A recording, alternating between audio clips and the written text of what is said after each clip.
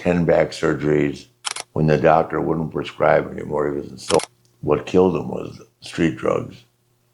Ric Flair just ignited a war of words with a widow. Becky Lynch is broadcasting what she calls proof of a corporate conspiracy. A former WWE champion says Vince McMahon destroyed his character the day he won the title. And a major policy shift means even legends now have to pay to get in the building. This isn't just news, this is a collision of legacy, rebellion, and raw truth. Welcome to the Alpha War Room. First, to the story shaking the foundation of the wrestling world. On the July 28th episode of the Double Three Coverage podcast, Ric Flair claimed he spoke to Hulk Hogan the day before his passing and suggested, quote, street drugs were involved. The backlash was swift. Hogan's widow, Sky, responded directly to TMZ Sports, stating firmly that didn't happen at all, and refuting Flair's claim of a final conversation. The public tension escalated to social media. On Monday, July 29th, Flair posted a statement on X, writing, "Okay, Sky, I got bad information according to you. I should have never mentioned it." While asking to move past this and preserve his legacy, Flair pointedly did not retract the core allegation, leaving a cloud of controversy over Hogan's memory and creating a painful public rift. This is where the real breakdown happens. If you're not subscribed, you're waiting for summaries while we deliver the facts as they fracture. Hit subscribe and ring the bell. In the War Room, we don't follow the story, we dissect it. Now, to an active, escalating rebellion on WWE television. Since losing the Women's Intercontinental title to Maxine Dupree on the July 21st Raw, Becky Lynch has declared a one-woman war on the system. Her latest salvo, a video posted to social media targeting General Manager Adam Pearce. The clip, which she labels Parasite Pearce, appears to show Pearce telling a referee to screw over the New Day like we did Becky Lynch.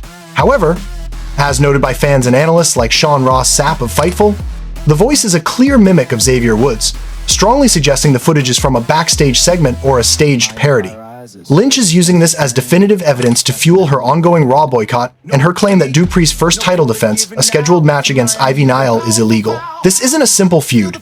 It's a calculated character arc where Lynch, the ultra babyface, is using guerrilla tactics to paint herself as a truth teller against a corrupt authority, blurring the lines between storyline and genuine grievance. Speaking of grievances rooted in history, Kevin Nash offered a stunningly candid critique on a recent episode of his Click This podcast. Revisiting his infamous 8-second WWE Championship win over Bob Backlund at Madison Square Garden house show, Nash praised Backlund's professionalism, but his focus was on what came next. Nash stated that immediately upon his coronation, Vince McMahon took creative control, possessing my folder the minute he anointed me the champion. Nash described a systematic dismantling of the cool, anti-hero Diesel persona that organically connected with fans. He used the visceral term castrated, claiming McMahon forced a generic, patriotic babyface mold onto him, leading to a disappointing reign.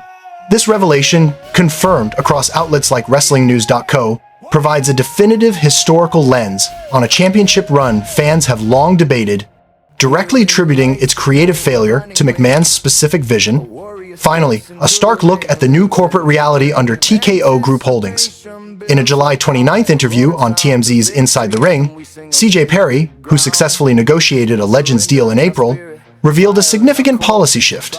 She stated that under TKO, all talent, including legends and active stars, must pay for their own event tickets.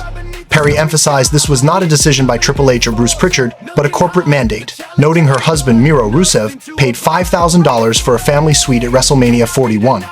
This detail, corroborated by Wrestle purists, highlights a tangible change in the WWE culture, treating talent appearances as a revenue stream even for those under legacy contracts.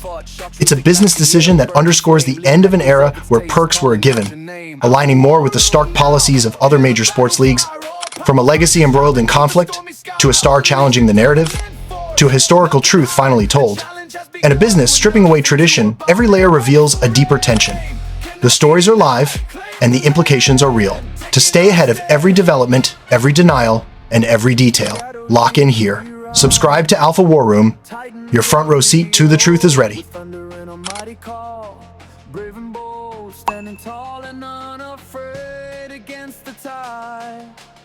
Ready to conquer all, nowhere left to hide.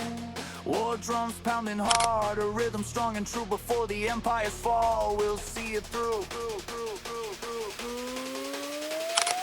Alpha War Room now, hear the is trapped beneath the stormy sky, unleashed in dominant force. None can hide, the challenge has begun with